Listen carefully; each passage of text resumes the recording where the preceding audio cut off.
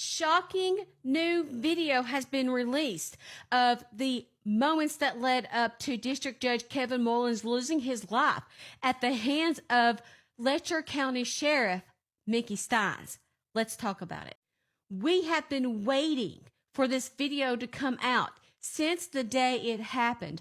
We've all been wondering what led up to that moment. You can see that Mickey sits down.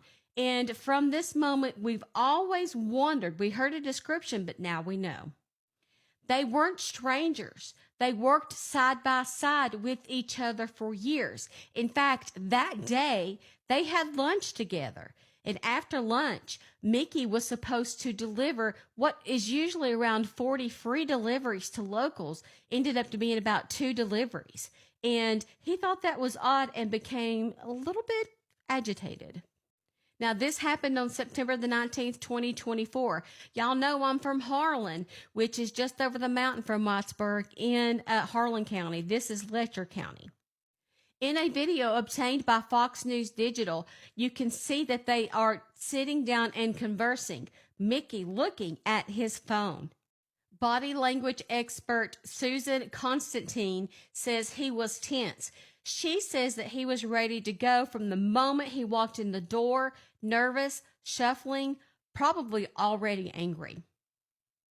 Now, Stines and Mullins talk for 7 minutes. This video camera, by the way, was installed into the chambers because of an incident with Ben Fields, in which Ben Fields, a former sheriff deputy, was convicted of exchanging the females who got in trouble, their ankle bracelets, he would, in the office, and that's why a video camera was installed, but no sound. And then there's a moment where we were confused by this, because then the district judge hands Mickey Stines his phone. Kevin Mullins was killed in cold blood right there in his office, because after they talk for 7 minutes, so I can't put this whole video up here, exchange phones, then Stines gets up more angry than he was when he came in and pulled out his weapon. Stines has now been charged with first-degree murder. They are trying to get that down to a manslaughter charge. There may be a plea deal, but listen to this. When there were 2 victims, Jennifer Hill died, so she wasn't able to go to court with Ben Fields, who was accused of doing these awful things to these ladies in this very office. The judge sitting there smoking a cigarette like nothing's going on. He didn't deserve to die, but smoking in a chambers room? And remember that civil lawsuit?